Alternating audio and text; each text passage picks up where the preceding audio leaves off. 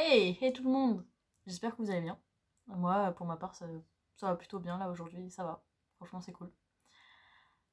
Comme vous avez pu voir dans l'image précédente, je suis ici pour vous raconter mon histoire. C'est pas une histoire drôle. Et c'est une histoire plutôt dramatique. À ne pas prendre à la légère. Et j'ai beaucoup d'importance à vous en parler. Parce que d'une part, j'aimerais tourner la page. Et, et parce que j'aimerais que les gens se rendent compte de la cruauté de l'être humain. On n'est pas tous cruels, on n'est pas tous des monstres, mais il y a des exceptions sur Terre. Et ces gens-là, faut les balancer. Les balancer et continuer à se battre pour qu'il n'y en ait plus sur Terre. Avoir l'espoir que les gens ne soient plus et ne soient pas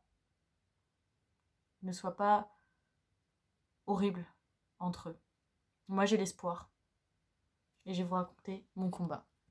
Il faut savoir que mon histoire a commencé quand j'étais un nourrisson, donc un bébé de 15 jours. Je ne saurais pas expliquer pourquoi il a fait ça. Mais même lui ne pourrait même pas l'expliquer au final. Moi, je dirais que c'est de la folie. Mais il n'y a pas vraiment d'explication à ces gestes. Comme vous avez pu le voir sur l'image précédente, on parle bien de maltraitance sur un bébé, de barbarie. Certaines personnes diraient qu'il devrait être puni, gravement puni, et d'autres peuvent dire qu'il devrait être puni comme à l'ancienne, c'est-à-dire qu'on lui coupe la tête, tout simplement. La peine de mort. J'ai pas d'avis là-dessus. Parce qu'à la fois, je trouve ça affreux et cruel de se tuer, de s'entretuer entre êtres humains.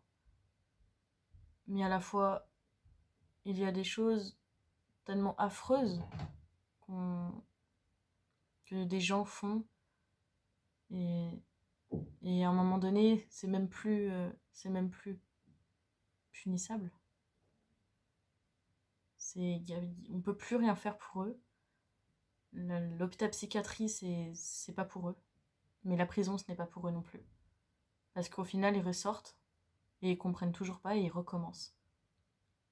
En tout cas, c'est ce que moi j'ai vécu. Mon père a été en prison. Il devait faire 20 ans de prison. Il en a fait que 12. Il m'a recontacté. J'ai été manipulée. Et j'ai subi de nouveau des actes. Des actes incestueux et impardonnables. Et encore une fois, j'essaye de lui trouver des excuses. J'essaye de le comprendre. De comprendre pourquoi il a fait ça. Pourquoi il a recommencé. Et je me pose plein de questions tous les jours. Pourquoi moi? Pourquoi la vie? Pourquoi la mort? Pourquoi ce passé? Pourquoi? Mais en fait, je me suis rendu compte que la vie, parfois, elle ne peut pas apporter les réponses. Et qu'il faut avancer. Et se battre. Quoi qu'il arrive. Quoi qu'il arrive, pardon. Il faut se battre. Et avoir de l'espoir. Je vais vous faire la deuxième partie juste à l'instant, là. Et je vais vous la publier dans quelques minutes.